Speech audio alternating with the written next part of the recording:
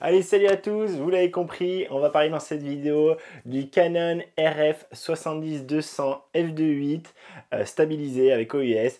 Donc le deuxième objectif que j'ai en monture RF, j'ai le 15-35 dont je vous ai déjà fait le test, hop, je vous mets la fiche là-haut. Hein.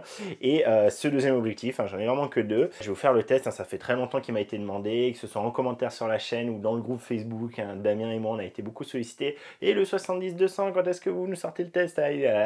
Donc je sors le test, j'attendais en fait déjà de plus avoir plein de trucs en urgence un peu de partout, et en plus de ça j'attendais quand même de le tester plus en profondeur, plus d'aller sur le terrain vrai avec, et de vraiment le pousser un peu. Hein.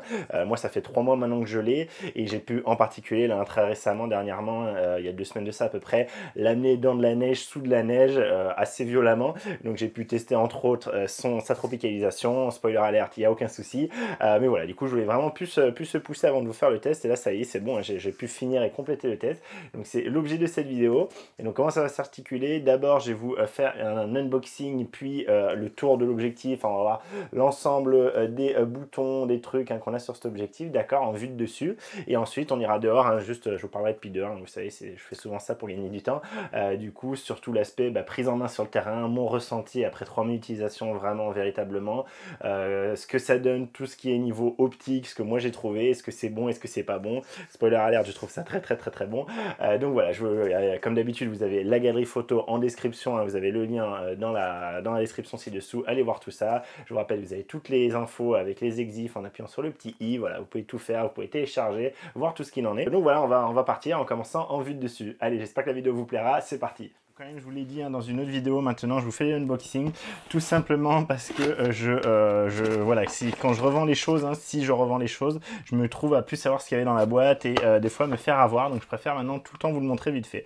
Donc on a deux guides machin vite fait, hein, hop, on s'en fout un peu, une belle housse un peu, vous savez, un peu texturée, un peu peau de chamois, mais plus solide que peau de chamois, ça fait de la peau de chamois qui a déjà été utilisée un peu, c'est un peu bizarre, et avec un bon rembourrage au bout, avec un truc en cuir, hein, pour pas que ça se salisse si on le met par terre, que ça se déchire, des choses comme ça. Franchement pas mal, ok. C'est gros, hein, ça fait gros comme ça. Moi, j'ai jamais eu un aussi gros objectif, hein, très clairement, même quand j'étais chez Sony. Hein, j'avais du coup le 24-240, mais j'avais rien qui zoomait beaucoup. Hein, j'avais le RX10 Mark IV hein, pour ça. Et donc voilà la bête. Alors voilà la bête. Je vous montre qu'il n'y a rien de plus en fond. Hein, il y a juste, oh, pardon, je vous ai fait bouger l'espèce de mousse, là, et puis voilà. Et donc l'objectif se trouve emballé dans un petit sac plastique comme ça, sans plus de choses, quoi. Et voilà la bête, donc en couleur un peu blanc-gris, hein. Moi je suis pas fan, je préfère que ce soit noir comme tous les autres, mais bon, pourquoi pas, hein. C'est pas gravissime pour moi. Donc le fameux design, hein, de la monture RF que je trouve assez réussi avec cette espèce de décrochement. Bon, certains diraient un peu tuning, hein, c'est un peu vrai, mais voilà, je trouve que c'est très correct. Et surtout, hein, voilà, pourquoi j'ai acheté cet objectif, hein, pourquoi je l'aurais jamais acheté chez Sony, hein, par exemple, c'est, vous voyez la taille, hein, c'est complètement ridicule. Alors moi je fais des mains en taille M, hein. Vous voyez, c'est gros, mais par rapport à un 70-200 de la concurrence, hein, le 70-200 de la concurrence, il arriverait à peu près là, hein, grosso modo. Donc voilà, c'est quand même hyper compact une fois de le plier, hein. Franchement, c'est très impressionnant. Je vais vous montrer juste après à côté du 15-35 hein, pour vous donner une idée, mais c'est à peu près kiff hein, de ce que j'avais vu en vidéo. Donc allez, je vais vous montrer ça tout de suite, comme ça vous avez une idée de taille. Donc voilà les deux objectifs côte à côte. Ce que je vais faire, c'est que je vais enlever le cache ici, hein, d'accord. Donc là, vous les avez les deux en vue de dessus. Ce qui m'embête, c'est que j'ai pas vu il n'y a pas de pare-soleil. Qu'est-ce que c'est que cette histoire? Ah si, il est là. Autant pour moi, au fond de la boîte, j'étais en train de me dire, mais c'est foutage de gueule, non. Au fond de la boîte, il y a bien un pare-soleil, hein, pas comme sur un certain objectif. Alors là, on n'a pas du pare-soleil de petit kiki, hein. Là, c'est du gros pare-soleil, hein. Et voilà, ça c'est avec le pare-soleil, du coup, normalement, je pense qu'il peut également se mettre à l'envers, comme ça, on va voir. Il peut se mettre à l'envers comme ça. Le pare-soleil est très large, hein. Ça, je sais pas si ça va tellement rentrer dans mon sac, du coup on fera justement, on va voir ça après. Mais voilà, donc j'ai retiré le cache, le cache, hein. Et voilà ce que ça donne. Donc là comme ça vous en rendez pas forcément compte, mais si je vous les mets hop comme ça couchés, Vous voyez que bah, en hauteur, hein, ok, le 70-200 est un peu plus haut, mais franchement, c'est pas, j'essaie de vous les aligner, c'est pas aberrant, quoi. On a vraiment pas un truc qui fait 20 cm de plus ou 10 cm de plus. On est peut-être sur quelque chose, moi, si je les mets comme ça, côte à côte, et que moi, je mets mon doigt, vous voyez, mon doigt, ça fait une épaisseur, elle est un peu plus. Ça fait mon index, peut-être mon, je vais pas vous faire un fake, mais ça me fait mon index en hauteur, quoi, d'accord, là, hop, et là, j'ai la large, d'accord. Donc, c'est vraiment, aller 1 cm, 1 cm et demi, une différence, hein. C'est vraiment pas énorme, donc c'est assez impressionnant qu'ils aient réussi à compacter autant un 70-200 f2.8, hein, je vous rappelle, hein, c'est f2.8. Hein. Donc là, on en a deux de la triplette magique, le 15-35 f2.8, le 70-200 f2.8, et moi, j'aurais pas de 24-70 parce que c'est pas une plage focale qui m'intéresse, hein, pas en tout cas pour ce boîtier-là. Damien m'a prêté le Fuji, donc c'est un APS-C 50-140, donc je vous rappelle, il faut multiplier par 1,5, donc 50, ça fait du coup 75, et ici, ça va faire 210. Donc 75-210 f2.8, alors le f2.8, vous l'avez hop là-haut, hein, sur le 2.8, d'accord, le 1.2.8. Donc on a, hein, c'est ça, hein, qui est l'équivalent de lui chez Fujifilm en APS-C. Et vous voyez, on arrive à avoir en APS-C, hein, un objectif qui est plus long, alors un peu avec un diamètre un peu moins important, hein, quand même, qui est un peu plus petit. Vous voyez ici, on a par exemple un filtre à 72 contre un filtre à 77. Mais bon, quoi, moi je suis quand même très impressionné par ça et pas très impressionné par ça. Parce que vous savez, en micro 4 tiers, hein, mon 35-100 que j'avais par exemple f2.8, hein, chez Panasonic, hein, il faisait ça en taille à peu près. Bon, c'est du micro 4 tiers, on est d'accord, hein, mais voilà, je suis pas convaincu, hein, par cet objectif-là, je vous avoue, niveau point encombrement. Et par contre, je suis très convaincu par cet objectif-là. Ouais, c'était juste pour vous montrer, hein, la comparaison. Vraiment, c'est très impressionnant ce que Canon a réussi à faire niveau objectif, hein, sur son 70-200 f2.8. Allez, parenthèse fermée, on continue. Donc pour ceux qui me suivent, hein, là je prends ici mon 100-400 en micro 4 tiers, hein, donc l'objectif, hein, peut-être qui m'a fait passer chez le micro 4 tiers, et donc un 100-400, ça fait un 200-800, donc évidemment, voilà, 200-800, c'est très impressionnant comme c'est compact par rapport à lui, mais vous voyez, au final, quand même, lui est un peu plus bas, hein. Là ici, si j'ai les deux à côté, il est peut-être 2 cm et demi plus bas, hein, le 70-200, bon, sachant que par contre, en largeur, hein, évidemment, en diamètre, là, on est sur quelque chose qui est bien différent, hein. Je vais essayer d'enlever ma main. Alors, il est assez gros, le machin, donc c'est un peu compliqué à le manipuler. Voilà, je vais le poser comme ça. Vous voyez ici, on a quand même quelque chose qui est bien plus fin, bien plus petit niveau diamètre que évidemment le plein format. C'est l'inconvénient du plein format, c'est pas nouveau. On va faire le tour, hein, maintenant que je voulais déballer, on va faire le tour, on va regarder un peu ce que ça donne. Donc je vous ai montré déjà le pare-soleil, je vais hop, juste donc, pour le décliquer, on a un bouton, waouh, franc, hein, un bouton, il faut bien appuyer, on sent qu'il va pas se décrocher là avant de le forcer et qu'il se déclique tout seul comme sur certains autres, sur beaucoup des objectifs que j'ai. Bah là, il va falloir sacrément y aller. Donc voilà alors, je sais pas si je vous le mets tout de suite. Pour l'instant, je vais pas vous le mettre. Je vais d'abord vous montrer ici. Alors, où est-ce qu'il va être indiqué? Il va être indiqué. Est-ce qu'il est indiqué là, le diamètre? Il est indiqué là. Donc, on a un diamètre de 77 mm. Donc, ce qui, moi, va bien m'arranger, c'est que je vais pouvoir récupérer normalement mes ND variables de mémoire. Ils ont cette taille-là. Donc, diamètre de 77 mm. Et donc, je vous l'ai dit, hein, c'est un 70-200, d'accord, f2.8. Juste, je vais vous le déplier, hein, quand même, pour qu'on voit ce que ça donne. Il est bloqué. Il est bloqué parce qu'il a ici un bouton lock, donc ça c'est cool, hein, vous avez vu, là j'ai pas pu, là je peux, même en forçant je peux pas. Je vais vous le déplier, donc voilà, là je l'ai déloqué, là plus de soucis. La bague m'a l'air très agréable. Voilà, complètement déplié, donc équivalent à 200 mm, et voilà, complètement replié à 70. Donc on a ici, hop, les indications 100, 135 et 200, ok.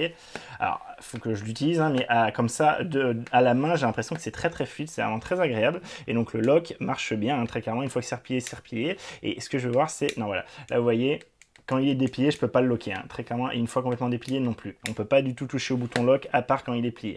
Ok, donc ça c'est différent de mon 100-400 de chez Panasonic Leica. Vous voyez ici c'est du coup directement cette bague là qui tourne, d'accord, lock unlock, et même quand il est bloqué, vous voyez, si je force, hein, j'ai pas besoin de temps de forcer ça, j'arrive à le débloquer. Et quand je le mets en unlock, c'est beaucoup plus facile, ça déplie beaucoup mieux.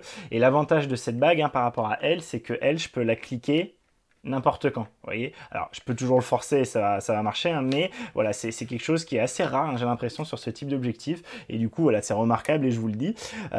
Du coup, vu que je les compare aussi, hein, c'est le plus gros téléobjectif que j'ai jamais eu, hein, donc c'est vraiment à lui que je compare.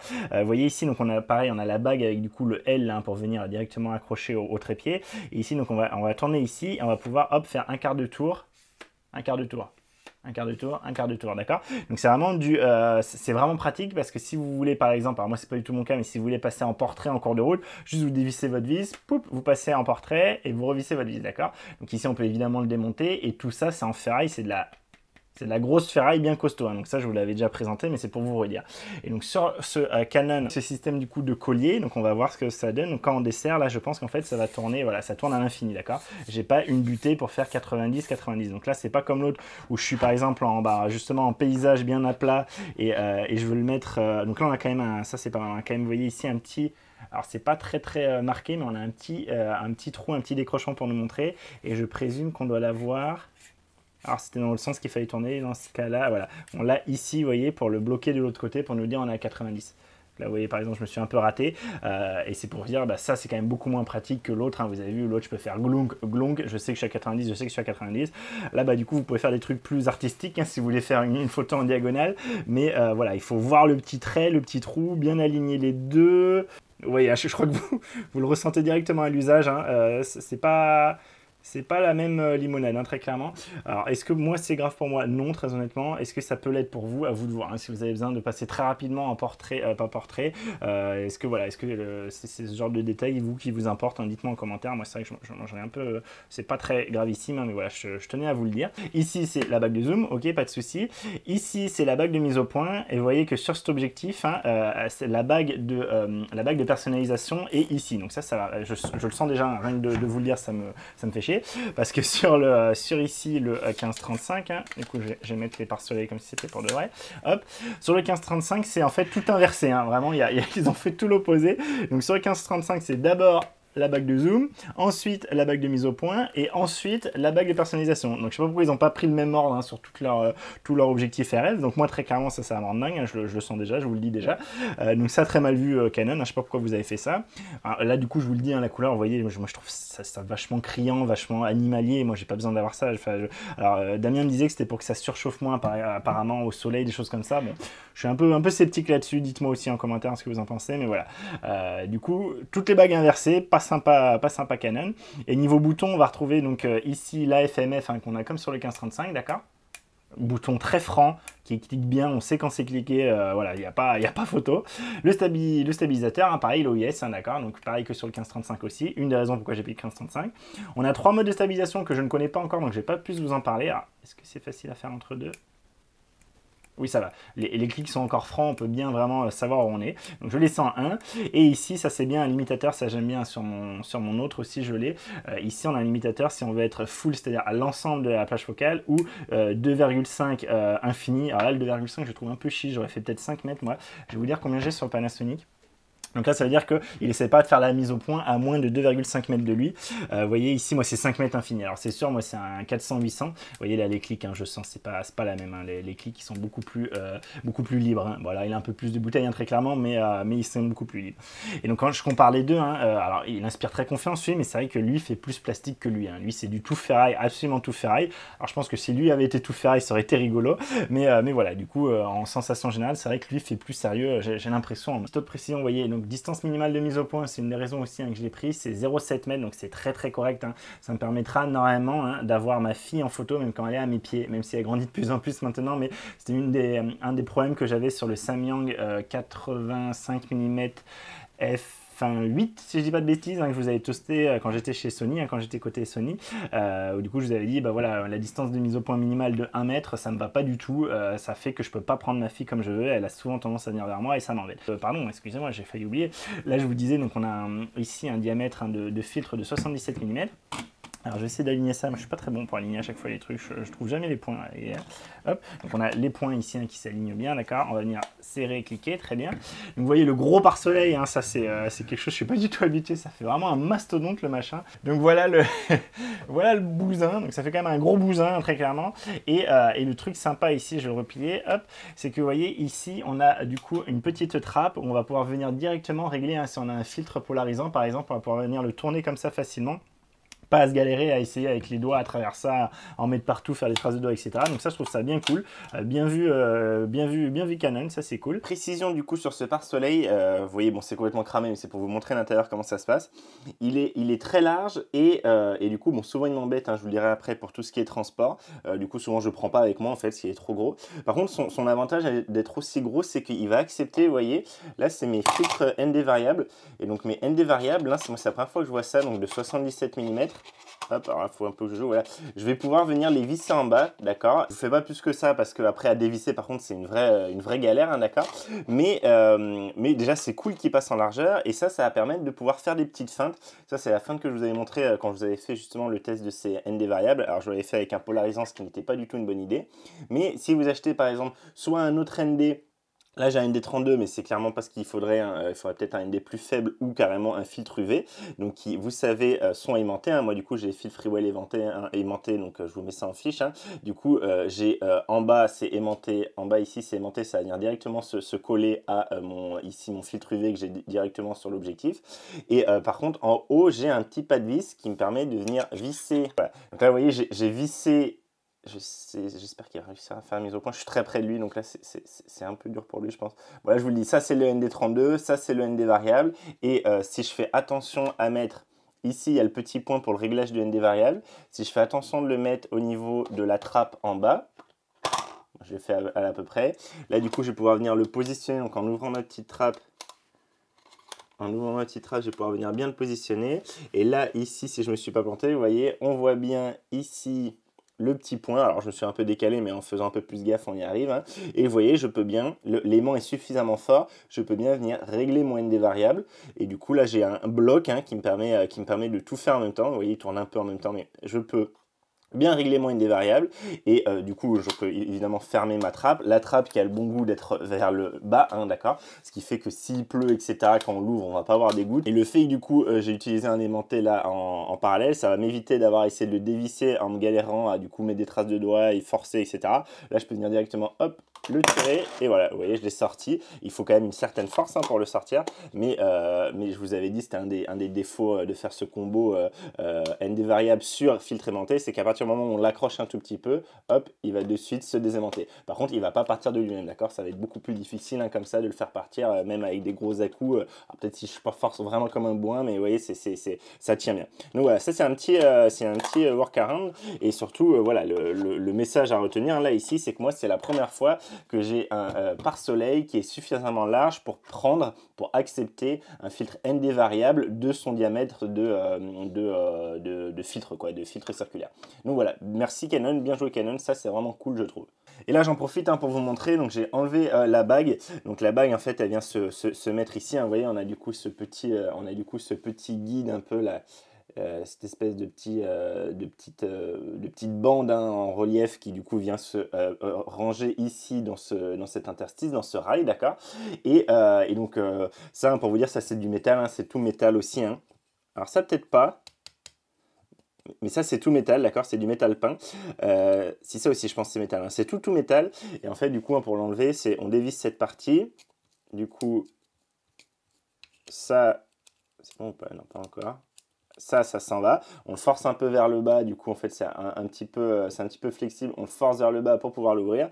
Vous voyez là l'endroit où ça vient se mettre, hein, en fait c'est juste un poinçon, c'est un poinçon qui vient prendre un étau, et évidemment quand il est dans l'objectif, ça vient serrer l'objectif et donc faire la fixation.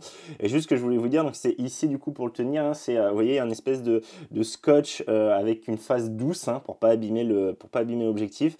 Mais voilà, je trouve ça un peu cheap, hein. Je pense que c'est à peu près comme ça que font la majorité des constructeurs, mais je trouve ça un poil cheap. Je préfère complètement comment est fait, hein, mon Panasonic 100-400, hein. Je trouve que c'est beaucoup plus pratique. Voilà, c'est ça. Alors l'avantage c'est qu'on peut vraiment le retirer complètement. On n'a pas du tout le petit support par exemple en bas où moi je viens visser sur mon Panasonic Leica. Mais voilà, je sais pas ça si ça prend la pluie, ce que ça va donner. Vous voyez, si on a un peu d'eau qui passe entre les deux, ça risque de faire un peu des moisissures, je sais pas trop. Si vous êtes habitué à ça et que vous en avez eu et que vous avez bien baroudé avec ça, dites-moi, hein, si c'est le genre de truc qui à terme ferme se dégrade un peu, se désintègre un peu ou pas du tout. Moi voilà, je trouve ça un poil cheapou par rapport à l'objectif. Je trouve que Panasonic quand même est plus, c'est plus classe ce qu'ils ont fait quoi. Ça je le prends pratiquement jamais avec moi, hein, parce que ça me fait un gros truc et que je peux très bien le mettre directement sur le trépied, l'appareil comme ça, il n'y a pas de souci. Et le pare-soleil, hein, c'est pareil, je le prends très rarement avec moi parce qu'il est malheureusement très gros et il prend quand même de la place dans le sac, hein, surtout en diamètre, hein, du coup j'arrive très bien à rentrer mon objectif verticalement. Par contre en largeur, hein, surtout sur mes plus petits sacs, ça va être plus difficile de faire rentrer tout le bousin avec le pare-soleil, hein. Le faire rentrer comme ça, je vous avoue que c'est moins facile. Vous voyez, ça fait quand même gagner peut-être 1,5 cm, voire 2 cm en diamètre, hein. Donc c'est assez énorme. Donc voilà, ça c'est pour vous dire. Moi en général, je ne les prends pas. Par contre, je suis bien content d'avoir le pare-soleil, hein, quand j'en ai envie, en particulier quand il pleut. Juste pour vous montrer justement la prise en main, hein, comme j'utilise 90-95% du temps, c'est-à-dire directement sans son collier, sans son pare-soleil. Et donc voilà, c'est très bon. Alors évidemment, on a un peu de poids vers l'avant, mais ce boîtier a une très grosse poignée qui est vraiment très agréable. Et du coup, je peux très bien le tenir à une main et je peux très bien faire des photos à une main et toujours avoir accès à mes principaux trucs. Alors c'est peut-être un peu compliqué, je vais essayer quand même, mais l'iPhone je peux y avoir accès, là aussi, là c'est compliqué, hein. Là je vous avoue il commence à tomber vers l'avant, donc voilà, mais vraiment une fois qu'on l'a en main, je trouve il n'y a pas de souci, le boîtier et son ergonomie fait que ouais c'est lourd, ouais des pieds effectivement ça fait un gros machin, mais vous voyez, même déplié, hein, je peux le tenir à une seule main. Ok, donc voilà ce qu'il donne, hein, dans mes mains une fois monté, d'accord. Donc là, il est à 70 mm, je vous le montre si j'ai mon œil dans le viseur, hein, d'accord. Hop, voilà ce que ça donne à 70 mm, voilà ce que ça donne à 200 mm, ok. Tout se fait très bien, tout est, enfin voilà, il est super agréable en main. Je vais vous préciser ça après dans le sud de la vidéo, mais franchement, il n'y a aucun souci. Je le trouve très agréable en main. Et, vous voyez, je peux le prendre comme ça, continuer à faire. Il n'arrive pas à faire une mise au point parce qu'il n'y a rien.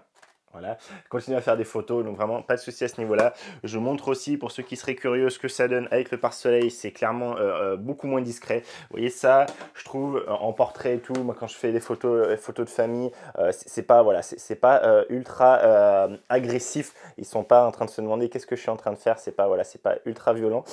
Par contre, si je commence à mettre le pare-soleil, effectivement là je trouve que ça commence à faire un peu plus photographe animalier en safari, vous voyez. Et je pense que potentiellement, alors je sais pas, hein, si vous êtes photographe mariage, des choses comme ça, que potentiellement ça peut un peu plus impressionner et peut-être faire un peu plus peur et donc plus attirer l'œil en tout cas. Vous voyez là on commence à avoir un truc déjà, là je suis en train de chasser l'éléphant au fin fond de la brousse, d'accord. Bon, c'est personnel hein, comme avis, peut-être que les pros n'ont pas du tout cet avis là, mais c'est vrai que ça fait déjà un truc beaucoup plus impressionnant. Là il est à 200 mm, là il est à 70 mm, donc voilà hein, le machin, et je vous remonte sans du coup le pare-soleil. Hop, voilà. Je pense quand même que ça c'est plus discret et vous allez voir, je vais vous le dire dans la suite de la vidéo, de toute façon, même sans pare-soleil, moi j'ai jamais vu de flair sur cet objectif, donc c'est cool. Mais on n'en est pas encore là. Et justement, bah, je vous parle un peu des qualités optiques maintenant. Après, je vais vous refaire le débrief à l'extérieur sur le terrain. Mais là, je vais vous dire en fait, ce que je vais vous dire après dans la vidéo sur le terrain, c'était mon ressenti général avant de vraiment avoir pu faire tous les tests poussés en intérieur, des défauts optiques, etc. Et sachant que moi, hein, je lui laisse de base corriger le vignettage, corriger les déformations. Et donc pour moi, vous allez voir après, hein, spoiler alert, pour moi, il n'a pas vraiment de défaut optique, il n'y a pas de vignettage, il n'y a pas de déformation. Pour moi, c'est vraiment, il n'y a pas de souci. Quand je vous dis il n'y a pas, c'est que c'est corrigé dans les JPEG et on les corrige très facilement automatiquement dans, par exemple, DxO, Photolab, où on les corrige facilement soit automatiquement, soit nous-mêmes dans, par exemple, Capture One ou dans votre logiciel à vous. Enfin voilà, ça se corrige très bien, il n'y a pas de souci. Mais du coup, voilà, si quand même je vous dis, effectivement, en regardant ce qui se passe quand on les corrige pas, c'est un test que je fais maintenant sur mon volet roulant. Donc vous voyez qu'au niveau des déformations, donc je les ai fait à 70, 100, 135, 200. J'ai tout fait à f2.8, hein, d'accord, là pour ces déformations là. Et donc systématiquement, hein, dans la galerie, vous verrez, c'est d'abord sans la correction des déformations, puis avec la correction, sachant que je vous montre les JPEG bruts, hein, du coup pour que vous vous rendiez compte. Et effectivement, on voit que par exemple, à 70 mm, il y a un peu de déformations qui sont très bien corrigées. Et moi, je vous dis en pratique, hein, j'ai eu jamais aucun problème. Pour le vignettage, du coup, je l'ai fait que à 70 à 200 mm. Et par contre, je l'ai fait un peu à toutes les ouvertures possibles jusqu'à ce que je vois plus de vignettage. Donc en fait, lui, il vignette plus à f2.8 et plus on va fermer, moins il va vignetter. Je les ai tous fait jusqu'à f8. C'était qu'à partir de f8 où vraiment je voyais plus de différence entre sans la correction et avec la correction. Et à 200 mm, par contre, c'est beaucoup plus tôt. Hein. Je crois que c'est à f4 f4 ou f5.6, je sais plus, regardez la galerie photo. Pour moi, c'est des défauts optiques qui sont minimes et super bien corrigés, donc pour moi, ils sont pas présents. Niveau piqué, pareil, j'ai fait le test sur la mire que je vous avais fait pour le 15-35. Voilà, regardez également la galerie, regardez ce que ça donne. Bon, moi je trouve que c'est excellentissime, hein. Pareil, en pratique, j'ai jamais eu de soucis. Vous verrez hein, dans mes photos de la galerie, dans mes photos réelles, j'ai beaucoup de photos à ISO 3200, j'ai beaucoup de photos même à plus que ça. Alors je sais, c'est une hérésie pour tester un objectif, mais moi voilà, c'est comme d'habitude, c'est des photos réelles concrètement que je fais, et donc j'ai besoin de monter dans de tels ISO, dans des conditions de lumière pas forcément géniales, où pour vous dire vrai, hein, je m'étais complètement planté au niveau de la ferme au papillon. Tout ce qui est la ferme au papillon, vous verrez, en fait je suis tout le temps à un shutter speed d'un 3200e, parce que je m'étais mis dans mon mode que j'avais prévu pour ça. J'avais pas changé à ce moment-là, je devais être fatigué. Du coup j'ai toutes mes photos à un 3200e de seconde, et donc je suis tout le temps plus ou moins à 3200 ISO, alors qu'il y a largement assez de lumière pour être beaucoup moins que ça. Donc mea culpa pour ça, mais bon, pour moi 3200 ISO, le R6 en est tout à fait capable, et ça ne dégrade pas fortement la qualité des photos. Et après vous avez plein d'autres photos évidemment à ISO 200, ISO 160, ISO 400, ISO 500, voilà. Vous avez pas mal d'autres choses, toujours pareil, regardez les exifs. Et donc au niveau du piqué, bah, moi je trouve qu'il est excellent, il n'y a aucun souci. Et je trouve même à pratiquement toutes les ouvertures, alors évidemment dès qu'on va aller vers f18, on va commencer à avoir de la diffraction, mais franchement je trouve ça très très correct, sachant qu'il ferme jusqu'à f32. Et du coup je vous mets également quelques exemples à f32. Et autre point, donc très clairement l'autofocus est absolument exceptionnel sur cet objectif. J'ai fait tout le test, hein, que je vous avais fait, le test autofocus en photo de ce boîtier R6. C'était fait pratiquement 90% des photos avec ce 70-200. Donc je vous remets la vidéo, vous avez la galerie avec plein de photos. Je vous ai remis quelques photos de cette galerie dans la galerie de ce 70-200, mais je les ai pas toutes mises, hein. Allez vers l'autre galerie pour voir tout. Et vraiment voilà, niveau autofocus, il n'y a rien à dire. La détection des yeux, la détection des visages, le suivi, tout se fait exceptionnellement bien. Vraiment autofocus du tonnerre sur cet objectif, quelle que soit la plage focale, quelle que soit l'ouverture, aucun problème. Et pour aussi la stabilisation, bah pareil, moi je fais tout ce que vous voyez, hein, sur justement toutes les photos que vous voyez en fait que je vous mets dans la galerie, hein, c'est tout à main levée, d'accord? Il n'y a strictement rien qui est fait sur trépied, même quand je suis à 200 mm, c'est absolument tout à main levée, aucun problème, la stabilisation marche très bien, j'en suis ultra content. Ça va être le cas également en vidéo. En vidéo, je vais pouvoir filmer à main levée toutes les vidéos que je vous ai montrées sur les aspects ralentis de ce Canon EOS R6, ça a tout été fait à main levée. Alors du coup, c'est souvent des vidéos ralenties, donc effectivement, il y a le ralenti qui gomme un peu tous les mouvements, les imperfections. Mais du coup, là, je vous montre par exemple une vidéo à 60 fps que je réduis à 24, mais sans faire le ralenti, en ayant juste directement vraiment la vitesse réelle. Et du coup, bah, vous voyez, oui, il y a un peu de bouger dû à moi, mais franchement, c'est excellentissime, quoi. Ça, c'est à main levée. Voilà, moi, j'en suis ultra content. Et pour filmer d'autres personnes, vous voyez, pour filmer quelqu'un que, du coup, c'est pour ça qu'il est fait, hein. Moi, celui-là, le 70-200, je vais pas me vloguer avec, évidemment. Pour filmer quelqu'un, donc en étant moins fixe, en étant soit assis, soit debout, et filmer quelqu'un en le suivant comme ça, donc typiquement la planche windsurf, voilà, ou surf, ou des choses comme ça, pour moi, il est excellentissime, et je retrouve grosso modo ce que j'avais avec mon micro 4 tiers, avec mon EM1 Mark III, par exemple. À ce niveau-là, niveau stabilisation, j'ai aucun problème. Moi, je me mets en 1. Et je trouve qu'il est excellent. Par contre, évidemment, dès que je vais commencer à marcher, etc., hein, si je voulais me vloguer avec, là, oui, il y a une différence. Hein, si j'essaie de suivre quelqu'un en marchant et du coup en le tenant comme ça, là, oui, le micro 4 tiers et en particulier le M1 Mark III couplé à son 1200 est plus efficace. Mais voilà, pour moi, c'est le plus efficace du marché aujourd'hui et d'une bonne longueur quand même. Et donc voilà, ça évidemment, enfin évidemment, pas forcément évidemment, mais je vous dis, le M1 Mark III reste meilleur à ce niveau-là. Mais pour tout ce qui est suivi de sujet, quand nous on est statique, je trouve qu'il est excellentissime et j'ai aucun problème avec et j'ai vraiment aucune critique à lui faire. La stabilisation est excellente.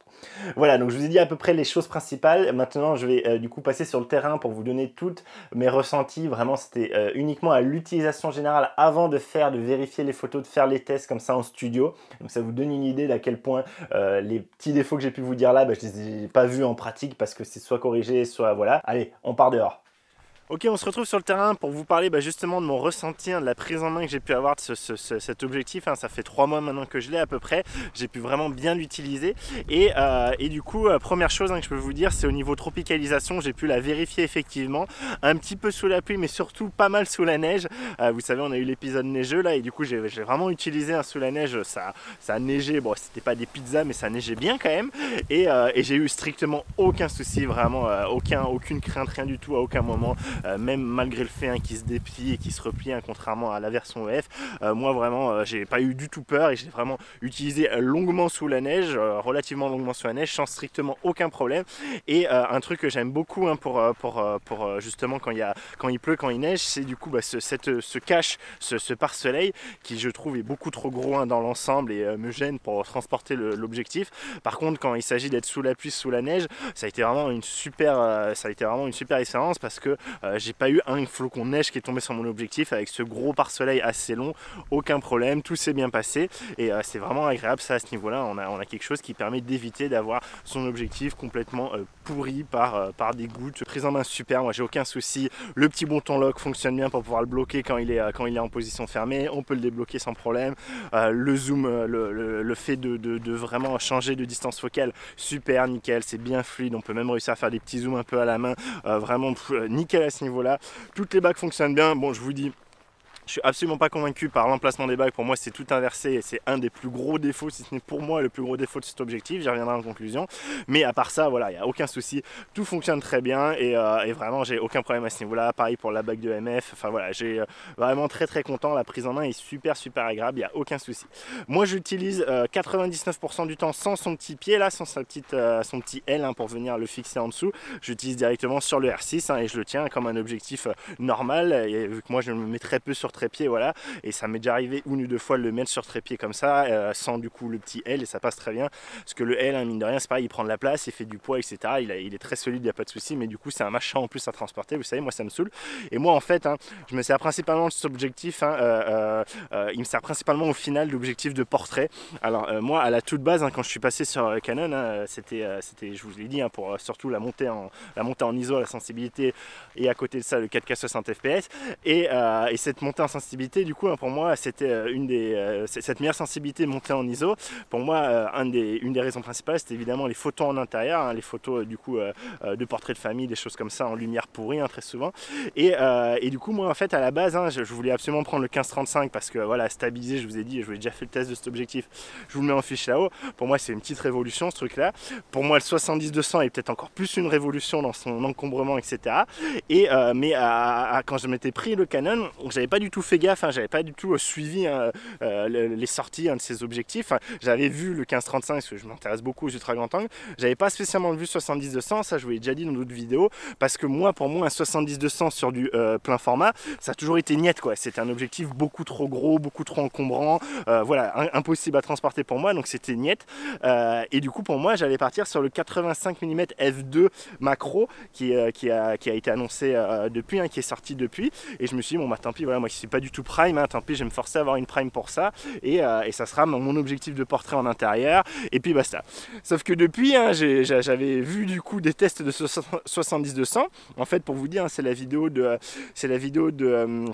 Potato Jet, je crois qu'il avait fait avec un autre youtubeur. En fait ils avaient switché, Potato Jet était passé de Sony à Canon et l'autre était passé de Canon à Sony, et un des trucs qui venait, c'était ce 70-200 était vraiment pratiquement à lui tout seul un argument de vente pour passer sur le système Canon.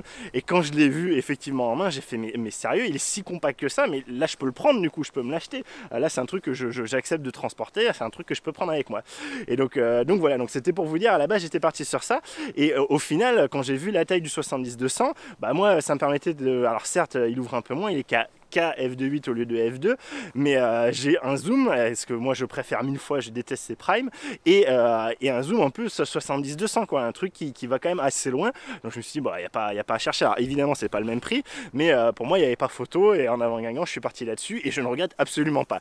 Donc je passe aux qualités optiques, cet objectif pour moi est une merveille, voilà, cet objectif est une merveille, je vous le dis. Alors je le reprécise ici, je ne suis pas spécialement excellent sur tout ce qui est le fait de juger de la qualité optique, par exemple du piqué, des choses comme ça. J'ai quand même une certaine exigence, mais c'est vrai que pour tout ce qui est beaucoup pixel peeping, des choses comme ça, attendez la vidéo de Damien qui sera certainement plus pertinente et plus approfondie à ce sujet là. Mais moi pour vous dire, voilà, je trouve le piqué excellent à toutes les focales et pratiquement à toutes les ouvertures. On peut aller en gros jusqu'à aller f16, f18 sans trop de problème. Après on va avoir un peu de diffraction, mais franchement c'est super contenu aussi, c'est hallucinant. À f2.8, le piqué est déjà ouf, donc moi je m'en sers souvent à f2.8 en particulier en intérieur, et le piqué est déjà excellentissime, hein, donc sûrement je vous fais défiler des photos, hein, et vous avez tout évidemment dans le lien qui est en description avec la galerie complète. Je vous rappelle, vous avez les exifs sur le petit i en haut à droite pour pouvoir voir toutes les infos, mais du coup voilà, je vous dis, moi piqué excellent. Donc piqué excellent, même à f2.8 jusqu'à f16, 18 grosso merdo, même si bon voilà, chacun a ses exigences après. Et en plus piqué excellent sur à peu près l'ensemble de l'objectif, hein, vraiment qu'on soit sur l'ensemble de l'image, au centre évidemment exceptionnel, et sur les coins moi je trouve que franchement c'est excellent aussi. Téléchargez les photos, regardez de votre côté, mais vraiment enfin bon voilà, c'est pour moi excellentissime. Donc pareil à toutes les plages focales. On a pas de vignettage. Moi j'estime que c'est pas de vignettage. Certains vont dire que ouais, à 200 on a un peu de vignettage machin. Moi je trouve qu'il n'y a rien, enfin voilà. Alors moi je suis plus habitué aux ultra grand angle et je vous dis c'est vraiment pas un truc qui me dérange beaucoup, hein. C'est pas quelque chose qui me dérange énormément de vignettage, vraiment pas du tout. Donc voilà, moi pour moi il y en a pas, hein. Moi je fais pas des mesures sur les logiciels, hein, comme Damien par exemple, mais pour moi à l'œil nu quand je regarde mes photos, il y en a pas. Voilà, pour moi il y en a pas. Truc très important pour moi par contre, que ça je remarque et qui me fait vraiment très vite chier, c'est tout ce qui est flair, et surtout sur les ultra grand angles. Là pour moi il n'y en a pas non plus. Il n'y a pas de flair sur cet objectif, hein, très clairement. À côté de ça, même sans le pare-soleil, même avec des angles de soleil bâtard, franchement il n'y a pas de flair. Moi j'ai pas vu de flair jusqu'à présent. J'ai pas réussi à lui faire avoir du flair, alors qu'évidemment sur le 15-35 ça m'arrive souvent d'avoir du flair. À côté de ça, l'autre truc très important pour moi, que là je remarque par contre très clairement, hein, de suite, c'est tout ce qui est aberration chromatique. Aberration chromatique, pareil pour moi, il n'y a pas d'aberration chromatique, donc nickel, vraiment super agréable. À côté de ça, tout ce qui est bokeh, moi je l'adore, je trouve son bokeh génialissime.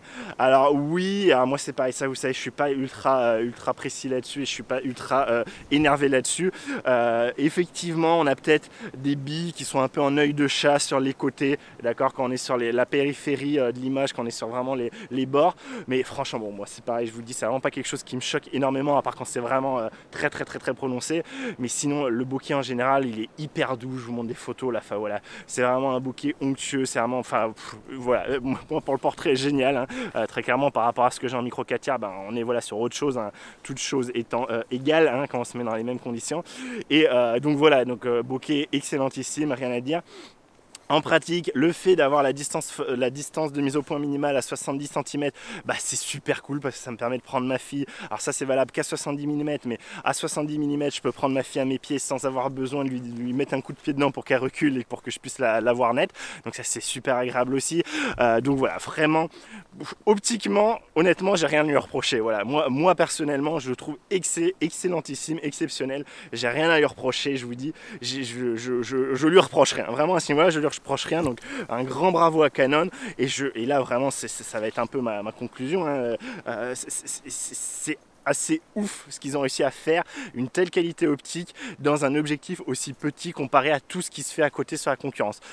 C'est un objectif donc déjà par rapport à la version EF qui du coup est un truc comme 27 et 28%, je crois qu'il est 27% plus compact et 28% plus léger, un truc comme ça, donc c'est quand même assez exceptionnel. Alors oui, du coup il est effectivement avec l'optique, hein, qui sort, d'accord, c'est pas quelque chose en zoom interne, hein, où du coup on n'a pas la taille de l'objectif qui change. Moi j'en ai strictement rien à faire, hein, je vous avoue, je préfère avoir un truc plus compact, hein, quand il est plié, mais que je puisse utiliser directement, contrairement à chez Nikon où effectivement ils ont fait encore plus compact quand il est plié, mais quand on allume l'appareil photo on peut pas utiliser l'objectif, il faut d'abord le déplier, ce qui me paraît aberrant. Mais du coup voilà, je préfère l'avoir plus compact quand il est plié et moins compact quand il est déplié, mais moi ce qui m'intéresse c'est sa taille une fois qu'il est plié, très clairement, et que je puisse l'utiliser directement.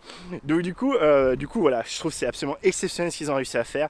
Je vous le dis, hein, pour moi vraiment, aujourd'hui, Canon, qu'est-ce qui doit être un des critères principaux vous faisant partir sur du Canon RF? C'est pour moi du Canon R, le système R avec les objectifs RF, c'est pour moi les optiques. Pour moi les optiques, hein, je vous l'ai dit dans plusieurs vidéos, c'est vraiment ce qui aujourd'hui distingue Canon de la concurrence, hein, même s'il y a des grosses qualités sur les boîtiers, hein, en eux-mêmes, mais sur le système global, pour moi ce qui vraiment les différencie aujourd'hui, c'est ce qu'ils arrivent à proposer niveau objectif, quoi. Je vous dis, le 15-35 pour moi était déjà une merveille.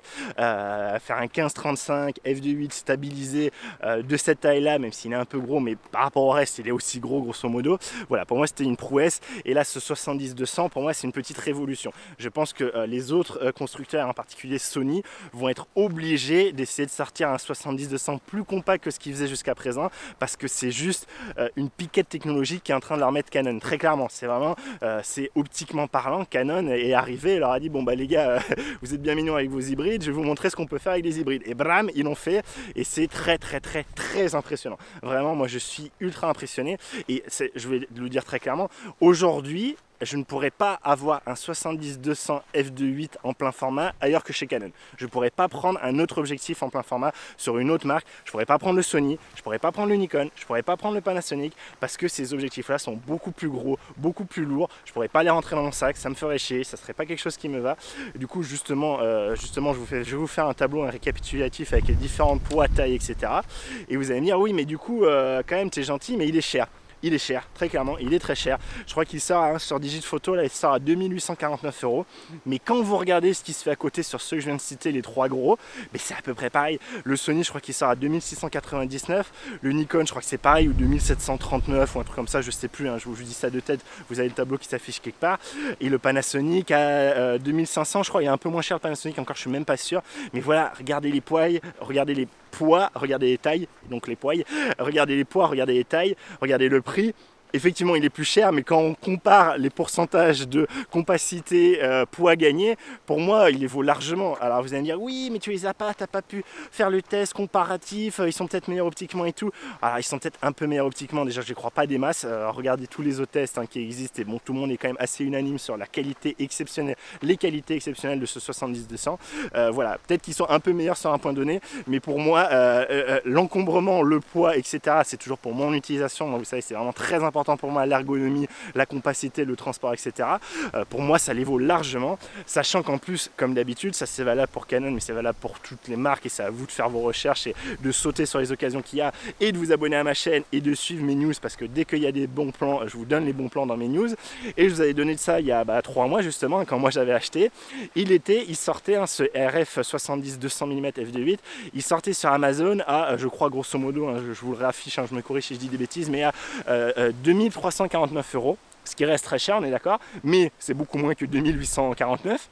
Ok, donc 500 € de remise, et ça c'était vendu par Amazon France, hein. C'était pas un truc d'un marketplace, hein, d'un truc tierce, d'un marchand tierce, non, c'était Amazon France avec TVA, compagnie. Sachant qu'en plus, vous savez, Canon fait que quand vous achetez un boîtier plus un objectif, vous avez un cashback dessus, que j'ai toujours pas reçu, soit dit en passant, mais c'est validé, hein, ils m'ont dit que c'était validé, donc ça arrivera un jour, où du coup, avec cet objectif-là, on a 300 € de remise. Donc si je compte que ces 300 € de remise sont sur l'objectif, j'ai touché grosso modo mon objectif à 2049 €. Ça reste très cher, on est d'accord, mais comparé aux 2700 € des autres, vous voyez qu'au final il n'est pas si cher que ça, selon les bons plans, selon ce qu'on trouve, etc. Donc voilà, donc ça c'était à peu près pour vous dire un niveau prix, niveau qu'est-ce qui donne face à la concurrence. Et si je résume, hein, moi si je résume, c'est que c'est pour moi un objectif absolument exceptionnel, qui à mon avis est un point de repère dans l'histoire de la photographie pour la suite des objectifs, et il y aura un avant après ce 70-200 f2.8 de chez en Canon en RF. Pour moi c'est vraiment un tournant, ce truc là. Les constructeurs à l'avenir ne pourront plus se permettre de faire des gros 70-200 comme ils faisaient jusqu'à présent. Ils vont être obligés soit de leur baisser les prix assez considérablement, soit de s'adapter et d'arriver à être aussi bon que Canon optiquement parlant. À mon avis c'est pas pour tout de suite, mais voilà. Et donc pour moi voilà, c'est vraiment une petite merveille optiquement, une petite merveille niveau encombrement, une petite merveille à l'usage, sauf le gros bémol de ces bagues inversées, qui est pour moi une hérésie complète. Pourquoi ils ont fait ces bagues dans ce sens-là, je ne sais pas. Je sais pas ce qui leur est passé dans la tronche. À côté de ça, elles sont toutes très agréables à utiliser, mais elles sont pas dans le bon sens. Mais grosso modo, c'est à peu près le seul reproche que j'ai à lui faire. À côté de ça, voilà, et si quand même son pare-soleil qui est quand même assez gros, donc ça peut avoir des avantages, mais c'est un gros inconvénient dès qu'on veut le transporter. Moi souvent je prends pas le pare-soleil parce qu'il est trop gros pour mon sac, ça m'emmerde, ça prend trop de place. Donc voilà. Mais vous voyez, ça fait points négatifs qui sont quand même très raisonnables. Alors certains diront oui mais il se déplie par rapport à l'autre, etc. Pour moi c'est pas un inconvénient, je préfère un truc plus compact, hein, je vous l'ai déjà dit. Donc voilà, un objectif exceptionnel, je vous le recommande fortement. Attendez les promos, attendez à profiter du cashback évidemment. Abonnez-vous à la chaîne pour avoir mes promos dès que j'en vois passer. Et voilà, je peux pas en dire plus, pour moi c'est un objectif absolument merveilleux. Allez-y, vraiment, voilà, vous regretterez pas selon moi. Il y aura le test de Damien qui pourra compléter tout ça et certainement des choses plus précises, hein, sur l'aspect optique, hein, sur les tests plus précis, il vous donnera le vignettage peut-être avec des valeurs, etc. Voilà, n'hésitez pas à aller voir sa chaîne comme d'habitude, hein. N'hésitez pas aussi à vous abonner au groupe Facebook où on parle de tout ça. Et donc voilà, j'espère, moi je vais m'arrêter là.